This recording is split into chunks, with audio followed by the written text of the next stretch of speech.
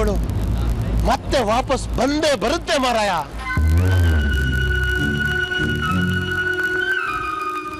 ಆ ನೀಚ ಸುಧಾಕರ್ ಶೆಟ್ಟಿ ಕುತಂತ್ರ ಮಾಡಿ ಈ ಕರಾವಳಿಲಿ ನನ್ನ ಸ್ಥಾನನ ಕಿತ್ಕೊಂಡ್ಬಿಟ್ಟ.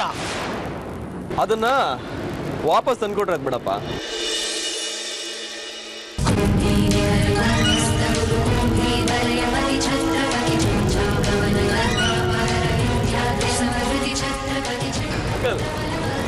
ನಾನು ಹೇಳಿದ್ದು ಸರಿಯಾಗಿದೆ ತಾನೆ? ಸರಿಯಾಗಿ ಹೇಳಿದೆ. ಅಲ್ಲ ಮಾರಾಯ, ನೀನು ಆ ಸುಧಾಕರ್ ಶೆಟ್ಟಿ ಜೊತೆ ಏನಕ್ಕೆ ಜಗಳ ಮಾಡ್ಕೊಂಡೆ? ಬೇಡಪ್ಪ, ಸದ್ಯಕ್ಕೆ ನೀನು ಅವ್ರ ತಂಟೆಗೆ ಹೋಗ್ಬೇಡ ಮಾರಾಯ. ಮನುಷ್ಯ ಸರಿ ಇಲ್ಲ, ಅವನು ಮೋಸದಿಂದ ಹೊಡೆಯೋದೇ ಅವನ ಬುದ್ಧಿ. ಅಪ್ಪ, ನಾವು ಅವ್ರನ್ನ ಹಾಗೆ ಹೊಡೆದಾಯ್ಬಿಡಿ. ಶ್ರೀ, ಹಾಗೆ ಮಾಡೋದ್ರಿಂದ ನಮಗೂ ಅವನಿಗೂ ಏನು ವ್ಯತ್ಯಾಸ ಇರುತ್ತೆ ಹೇಳು? ಅವಳಿ ಬಿಡು. ಅಲ್ಲ ಮಾರಾಯ, ಈಗ ನೀನು ಅವನ ತಂಟೆಗೆ ಹಾಕೋದೆ?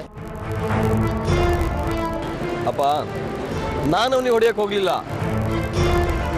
ಈ ಜನ ನಮ್ಮ ಕಡೆ ಬರೋದನ್ನ ನೋಡಿ ಅವನ ಹೊಟ್ಟೆಗೆ ಬೆಂಕಿ ಬಿದ್ದಂಗಾಗಿದೆ. ಅದಕ್ಕೆ ಅವನ ಜನನ ನನಗೆ ಹೊಡೆಯೋದಕ್ಕೆ ಕಳಿಸಿದ್ದ. ಅಪ್ಪ, ಆ ವಿಷಯನ ಬಿಟ್ಬಿಡಿ. ನಾನು ಎಲ್ಲ ಸರಿ ಮಾಡ್ತೀನಿ, ಸರಿನಾ? ನನಗೆ ತುಂಬ ಸುಸ್ತಾಗಿದೆಪ್ಪ. ಈಗೇನು ನೀವು ಊಟ ಮಾಡಕ್ಕೆ ಬರ್ತೀರೋ ಇಲ್ವೋ? ನೀನು ನಡಿ ಮಾರಾಯ, ನಾನು ಬರ್ತೀನಿ. ತಗೋ ಈ ಹಣ ನಾ ಪೆಟ್ಟಿಗೆಯಲ್ಲಿಡು.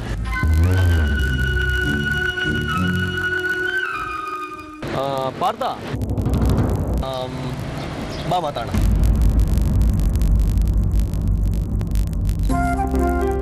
ನೋಡು ಮಾರಾಯ, ನನಗೆ ಯಾವ ಸಂಬಂಧನೂ ಇಲ್ದಿರೋ ಈ ಹುಡುಗ ನನ್ನ ಬದುಕಿಗೆ ಶ್ರೀಕಾರ ಹಾಡ್ದ. ಅವನನ್ನು ಹೆತ್ತೋರು ತಣ್ಣಗಿರ್ಲಿ, ಅವರು ತನ್ನ ಮಗನ್ನ ಕಳ್ಕೊಂಡು ನನಗೆ ಜೀವನ ಕೊಟ್ಟಿದ್ದಾರೆ. ಶ್ರೀ, ನನ್ನ ಮಗ ಆಗಿ ಹುಟ್ಟಬೇಕಾಗಿತ್ತು ಮಾರಾಯ, ನನ್ನ ಮಗ ಆಗಿ ಹುಟ್ಟಬೇಕಾಗಿತ್ತು. ಪಂಡಿತ, ಯಾಕೆ ಸಂಕಟ ಪಡ್ತೀಯ? ಶ್ರೀ ನಿನ್ನ ಮಗನೇ ಅಲ್ವಾ, ಬಿಟ್ಬಿಡು.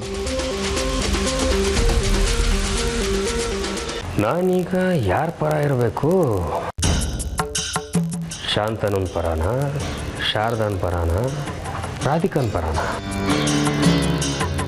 ಪರೋಕ್ಷವಾಗಿ ರಾಧಿಕನ್ ಪರ ಇದ್ದರೂ ಕೂಡ ಮನೆಯವ್ರಿಗಾಗಲಿ ಮತ್ತು ಅಮ್ಮ ಮಗನಿಗಾಗಲಿ ನಾನು ಶಾಂತನು ಶಾರದಾ ಪರವಾಗಿ ಇದ್ದೀನಿ ಅಂತ ತೋರಿಸ್ಕೋಬೇಕು.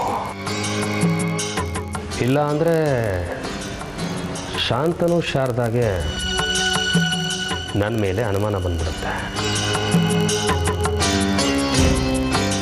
ಏನು ಮಾಡಲಿ?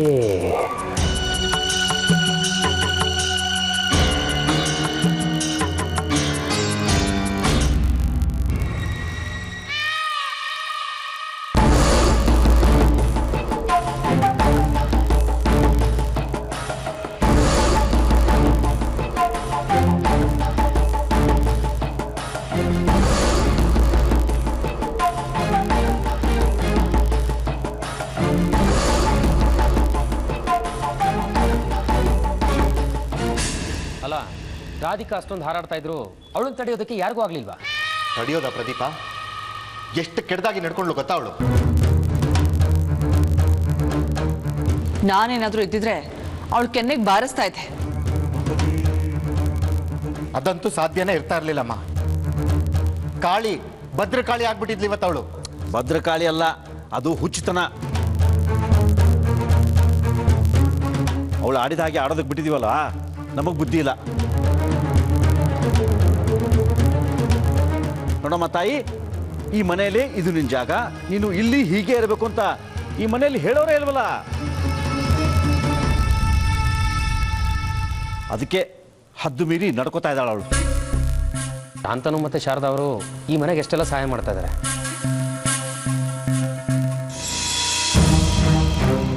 ಅವ್ರಿಗೆ ಇವಳಿಗೆ ಮಾಡ್ಬಿಟ್ಲಲ್ಲ, ಅದು ನಂಗೆ ಸಂಕಟ ಆಗ್ತಿರೋದು.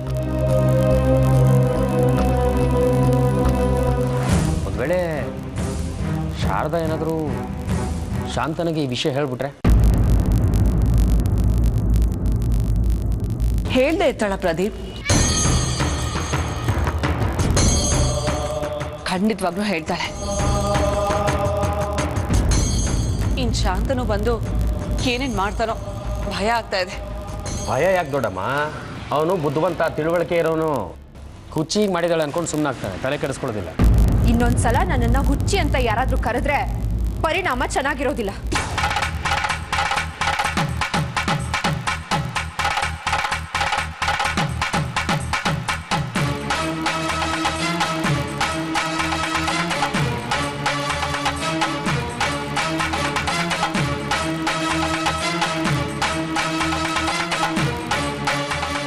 ಮನೆ ಮುರುಕ್ರ ಬಗ್ಗೆ ಮರುಕ ಪಡೋ ನೀವು ನನ್ನ ಬಗ್ಗೆ ಯಾಕೆ ಯೋಚನೆ ಮಾಡ್ತಿಲ್ಲ?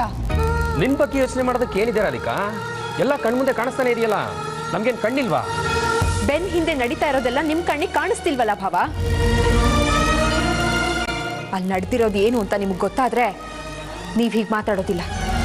ರಾಧಿಕಾ, ಅಂಗೈ ಹುಣ್ಣಿಗೆ ಕನ್ನಡಿ ಬೇಕಾ? ಶಾರದಾ ಏನ್ ತಪ್ಪು ಮಾಡಿದ್ರು ಅಂತ ಅವ್ರನ್ನ ಮನೆಯಿಂದ ಹೊರಗೆ ಹಾಕಿದ್ದು? ಇದು ನನ್ನ ಮನೆ. ಈ ಮನೆ ಮೇಲೆ ನನಗೂ ಹಕ್ಕಿದೆ. ಈ ಮನೆಯಲ್ಲಿ ಯಾರಿರ್ಬೇಕು ಯಾರಿರ್ಬಾರ್ದು ಅಂತ ತೀರ್ಮಾನ ಮಾಡೋ ಅಧಿಕಾರ ನನಗೂ ಇದೆ. ಆ ಅಧಿಕಾರನ ನೀನು ಹುಚ್ಚತನಕ್ಕೆ ಬಳಸ್ಕೊತಾ ಇದೆಯಲ್ವಾ? ಪ್ರದೀಪ್,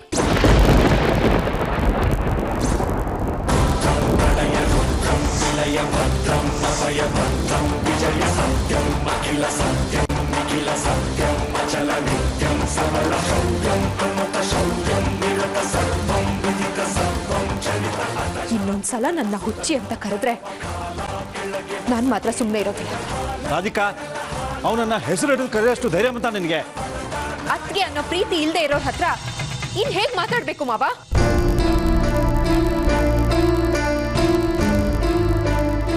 ಶಾರದಾ ಮಾಡ್ತಿರೋ ಮನೆ ಹಾಳು ಕೆಲಸ ನಿಮಗ್ ಯಾರಿಗೂ ಅರ್ಥ ಆಗ್ತಾ ಇಲ್ಲ. ನಿಮ್ಮಿಂದ ಆಗಿರೋ ಅನ್ಯಾಯಕ್ಕೆ ಅವಳು ಇಡೀ ಮನೆ ಮೇಲೆ ಸೇಡ್ ತೀರಿಸ್ಕೊತಾ ಇದ್ದಾಳೆ.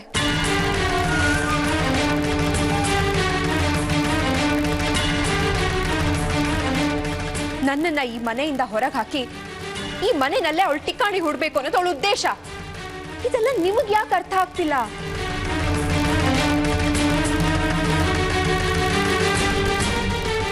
ಮಾವ, ನೀವಾದ್ರೂ ನಾನು ಹೇಳೋ ಮಾತುಗಳನ್ನ ಕೇಳಿ. ಮಂತ್ರವಾದಿ ಹತ್ರ ಕರ್ಕೊಂಡು ಹೋದಾಗ ಎರಡು ಸಲ ನನ್ನ ಸಾಯಿಸೋ ಉಪಾಯ ಮಾಡಿದ್ಲು.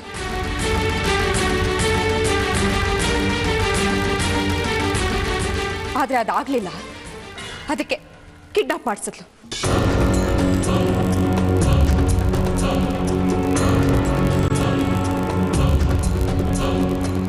ರಾಧಿಕಾ, ಇದನ್ನ ನಾನು ನಂಬಲ್ಲ.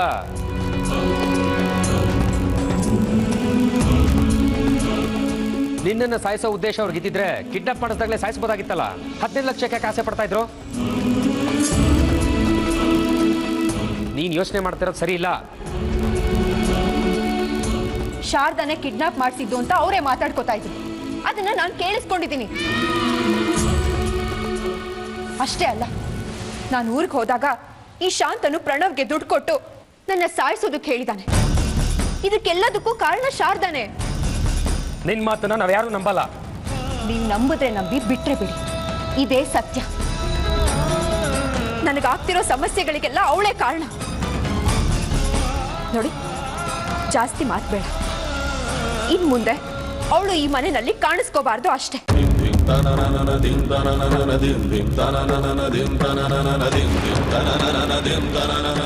ನನ್ನ ಮಾತು ನಿಮ್ಗೆಲ್ಲ ಕಹಿ ಅಂತ ಅನಿಸ್ತಿರ್ಬೋದು. ಆದ್ರೆ ನಾನು ಇಷ್ಟೆಲ್ಲ ಮಾಡ್ತಿರೋದು ಈ ಮನೆಗೆ ಒಳ್ಳೇದಾಗ್ಲಿ ಅನ್ನೋ ಉದ್ದೇಶ ಇಟ್ಕೊಂಡು.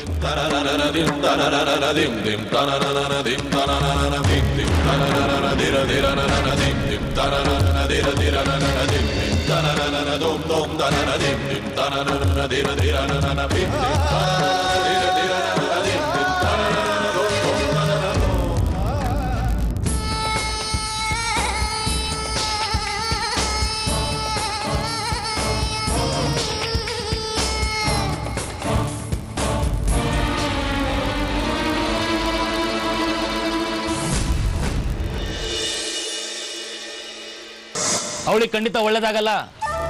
ನಾಶ ಆಗೋದಕ್ಕೆ ಅಂತಾನೆ ಹಾಗಾಡ್ತಾ ಇದ್ದಾಳೆ. ಅಮ್ಮ, ಅವಳು ನಾಶ ಮಾಡ್ಬಿಡೋಣ. ಅದರಿಂದ ಜೈಲಿಗೆ ಹೋದ್ರೂ ಚಿಂತೆ ಇಲ್ಲ, ಸಾಯೋವರೆಗೂ ಜೈಲಲ್ಲಿ ಕೊಡ್ದ್ರೂ ಚಿಂತೆ ಇಲ್ಲ. ನನಗೆ ಆ ಮನೆಯಲ್ಲಿ ಮೆರಿಬೇಕು ಅಂತ ಆಸೆ ಇಲ್ಲ. ಧರ್ಮಾಧಿಕಾರಿ ಪಟ್ಟ ನನಗೆ ಬೇಡ. ಆಸ್ತಿ ಅಂತಸ್ತು ನನಗೆ ಮುಖ್ಯ ಅಲ್ಲ. ನಿಮಗೆ ಅವಮಾನ ಮಾಡಿದ ಆ ಮನೆ ಕಡೆ ಮುಖ ಹಾಕ ಕೂಡ ನನಗೆ ಇಷ್ಟ ಇಲ್ಲ. ಎಲ್ಲರ ಮುಂದೆ ಅವಳು ಕತ್ತಿಸಿ ಸಾಯಿಸಿ ನನ್ನ ಶಕ್ತಿ ಏನಂತ ತೋರಿಸ್ತೀನಿ. ಶಾಂತನು, ಆ ಮನೆಯವರಿಗೆ ನನ್ನ ಮೇಲೆ ಎಷ್ಟು ಸಿಂಪತಿ ಬಂದಿದೆ ನೋಡು. ಅದಕ್ಕೆ ಹೇಳೋದು ಆಗೋದೆಲ್ಲ ಒಳ್ಳೆದಿಕ್ಕೆ ಅಂತ. ನಿಮ್ಮ ಯಾವ ಮಾತನ್ನು ಕೇಳೋದಕ್ಕೆ ನನಗೆ ಇಷ್ಟ ಇಲ್ಲಮ್ಮ. ಇವತ್ತು ನಿಮ್ಗಾದ ಅವಮಾನ ನನ್ನ ಮುಂದಿನ ನಿದ್ರೆಯನ್ನು ಹಾಳು ಮಾಡುತ್ತೆ. ಅವಳು ಎಕ್ಕಚ್ಚಿತ್ತು ಒಂದು ಹುಳು. ಅವಳನ್ನ ಇಷ್ಟು ದಿನ ಬದುಕೋದಕ್ಕೆ ಬಿಟ್ಟಿದ್ದೆ ನನ್ನ ದೊಡ್ಡ ತಪ್ಪು. ಆಗೋದೆಲ್ಲ ಒಳ್ಳೆದಿಕ್ಕೆ ಅಂತ ಹೇಳ್ತಾರಲ್ಲ ಶಾಂತನು. ಈಗ ನೋಡು, ಆ ಧರ್ಮಾಧಿಕಾರಿ ಕುಟುಂಬದವ್ರಿಗೆ ನನ್ನ ಮೇಲೆ ಸಿಂಪತಿ ಬಂದಿರುತ್ತೆ. ಯಾವ ನೀ ಬೇಕಮ್ಮ ಈ ಸಿಂಪತಿ?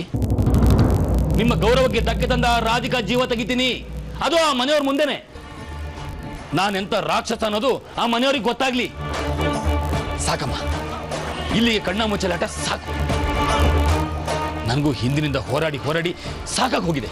ಇನ್ನೇನಿದ್ರು ನೇರವಾಗಿ ನಿಲ್ತೀನಿ. ನನಗೆ ಬರೋದು ಬರದಿದ್ರು ಚಿಂತೆ ಇಲ್ಲ, ಆದ್ರೆ ಆ ರಾಧಿಕಾ ಬದುಕಬಾರ್ದು. ಧರ್ಮಾಧಿಕಾರಿ ಪಟ್ಟದ ಮೇಲೆ ಕೂರೋದಿಕ್ಕೆ ನೀನು ಎಷ್ಟು ಕಾಯ್ತಿದ್ಯೋ ಅದಕ್ಕಿಂತ ಹೆಚ್ಚಾಗಿ ನಾನು ಕಾಯ್ತಾ ಇದ್ದೀನಿ. ಅದು ನನ್ನ ಕನಸು.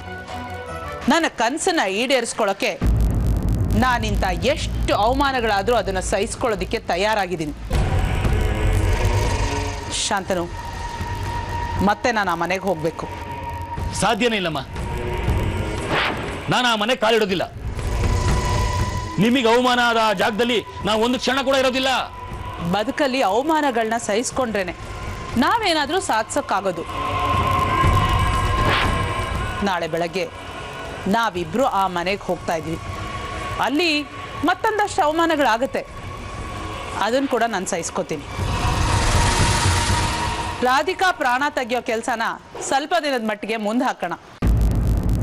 ನೀನು ಧರ್ಮಾಧಿಕಾರಿ ಪೀಠದ ಮೇಲೆ ಕೂರೋದಿಕ್ಕೆ ಏನು ವ್ಯವಸ್ಥೆ ಬೇಕೋ ಅದು ಮಾಡೋಣ.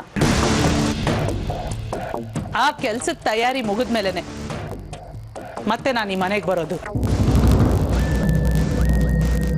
ನನ್ನ ಮಗನಿಗೆ ಒಳ್ಳೇದಾಗತ್ತೆ ಅಂದ್ರೆ ಇಂಥ 1000 ಅವಮಾನಗಳನ್ನ ಸಹಿಸ್ಕೊಳ್ಳೋದಿಕ್ಕೆ ನಾನು ರೆಡಿಯಾಗಿದ್ದೀನಿ. ರಾಧಿಕಾಯಿಂದ ನನಗಾದ ಅವಮಾನಕ್ಕೆ ನಿನ್ನಿಂದಾನೇ ನಾನು ಸೇಡ್ ತೀರಿಸ್ಕೊತೀನಿ. ಆ ದಿನಕ್ಕೋಸ್ಕರ ಕಾಯ್ತಾ ಇರು.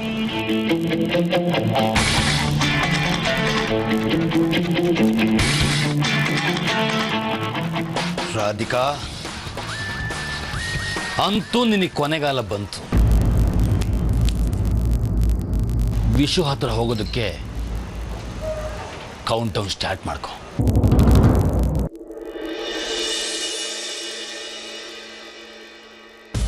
ಎಲ್ಲ ಶಿಪ್ಪಲ್ಲಿ ಸೇಫಾಗಿ ಬರ್ತಾ ಇದೆ. ಡೇವಿಡ್ ಬಾಯ್ ಎಲ್ಲ ನಾನೇ ಕಳಿಸಿದ್ದೀನಿ, ನಂಬಿಕೆ ಇಲ್ವಾ? ಅದ್ರ ಜೊತೆಗೆ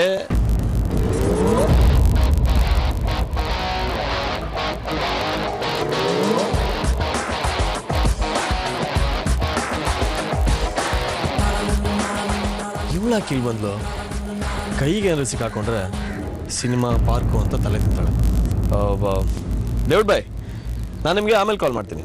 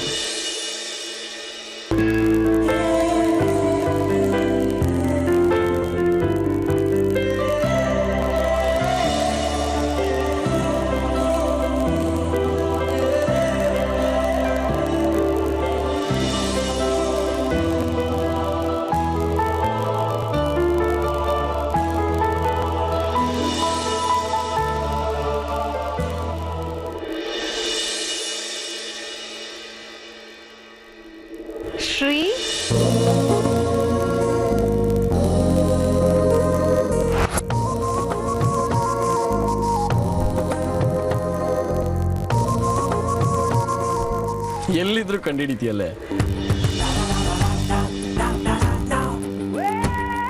ಹೌದು, ಏನೇನು ಇಷ್ಟು ದೂರ?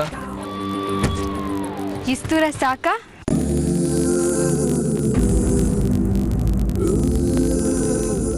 ನಾನು ಹೇಳಿದ್ದು ಈ ದೂರ ಅಲ್ಲ, ಮನೆಯಿಂದ ಇಷ್ಟು ದೂರ ಬಂದಿಯಲ್ಲ ಅದು. ಇಲ್ವಾ, ನೀನ್ ಎಷ್ಟೇ ದೂರ ಇದ್ರೂ ಅದು ನನ್ಗೆ ಹತ್ರದ ಹಾಗೆ ಕಾಣಿಸ್ತದೆ. 1000 ಕಿಲೋಮೀಟರ್ ದೂರ ಇದ್ರೂ ಅದು ನಿನ್ನ ಕಣ್ಣರುತ್ತೆ ದೂರ ಅಷ್ಟೇ. ಅಕ್ಷರ, ಇತ್ತೀಚೆಗೆ ನೀನು ಯಾಕೋ ತುಂಬಾ ಸೀರಿಯಲ್ ನೋಡ್ತಿದ್ಯಾ ಅಂತ, ಅದಕ್ಕೆ ಬಾಯಿ ಬಿಟ್ರೆ ಡೈಲಾಗ್ಸ್ ಮೇಲೆ ಡೈಲಾಗ್ಸ್ ಹೊಡಿತಾನೆ ಇರ್ತೀಯ.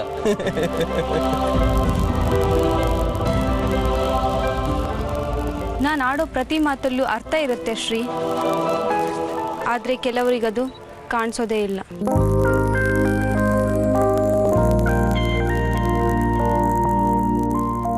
ನಾನು ಈ ವಿಷಯದಲ್ಲಿ ಹುಟ್ಕೂಡ ಅನ್ಕೊಂಬಿಡು. ನನಗೆ ಇವತ್ತಲ್ಲ, ಯಾವತ್ತೂ ಕಾಣಿಸಲ್ಲ.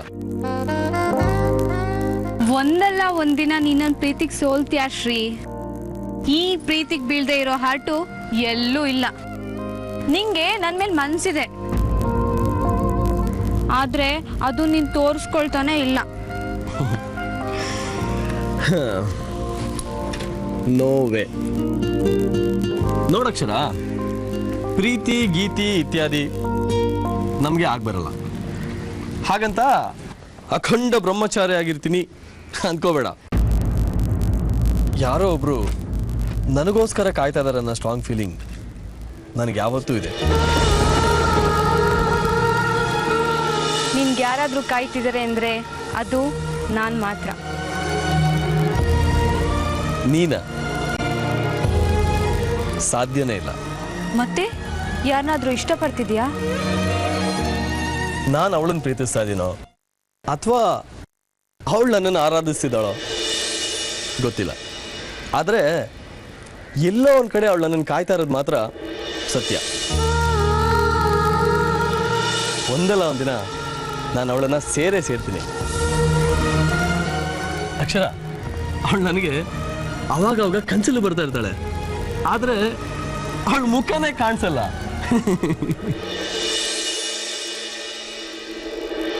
ಏನ್ ಕನ್ಸಲ್ ಬರ್ತಾಳ? ಏನ್ ಬೆಳ್ದಿಂಗಳ ಬಾಲೇನ ಅವಳು? ಹಾಗೆ ಅನ್ಕೋ. ಹೋಗು, ನೀನ್ ಆ ಸಿನಿಮಾ ನೋಡಿದ್ಯಾ? ಅದ್ರಲ್ಲಿ ಹೀರೋಯಿನ್ ಸಿಗೋದೇ ಇಲ್ಲ, ಸಿಗೋದ್ ಬರೀ ನೋವಷ್ಟೆ. ಅವಳ ಪ್ರೀತಿಯಿಂದ ಸಿಗೋದು ಬರೀ ನೋವೇ ಆಗಿದ್ರೆ ಅದೇ ಇರ್ಲಿ ಬಿಡು. ನಿಂಗೆ ನಾನು ತಮಾಷೆ ವಸ್ತುವಾಗಿ ಕಾಣಿಸ್ತಿದ್ದೀನಲ್ಲ ಶ್ರೀ? ಒಂದಲ್ಲ ಒಂದಿನ ನಿಂಗೆ ನನ್ನ ಕಣ್ಣಲ್ಲಿ ಕಾಣೋ ಕಣ್ಣೀರಿನ ಬೆಲೆ ಗೊತ್ತಾಗೇ ಆಗುತ್ತೆ. ಆ ದಿನಕ್ಕೋಸ್ಕರ ನಾನು ಕಾಯ್ತಾನೆ ಇರ್ತೀನಿ. ನಿನ್ನ ಪ್ರೀತಿ ಸಿಕ್ಕಾಗೋ ಸಂತೋಷಕ್ಕಿಂತ ಸಿಗುತ್ತೆ ಅಂತ ಕಾಯೋ ಕ್ಷಣ ಇದೆಯಲ್ಲ, ಅದು ನನಗೆ ತುಂಬ ಖುಷಿ ಕೊಡುತ್ತೆ. ನೋಡೋಣ, ನೀನು ನಂಬಿರೋ ಕೃಷ್ಣನ್ನ ನಾನು ನಂಬಿದ್ದೀನಿ. ಅದು ಹೇಗೆ ಅವ್ನು ನಂಗೆ ಮೋಸ ಮಾಡ್ತಾನೋ ನಾನು ನೋಡ್ತೀನಿ.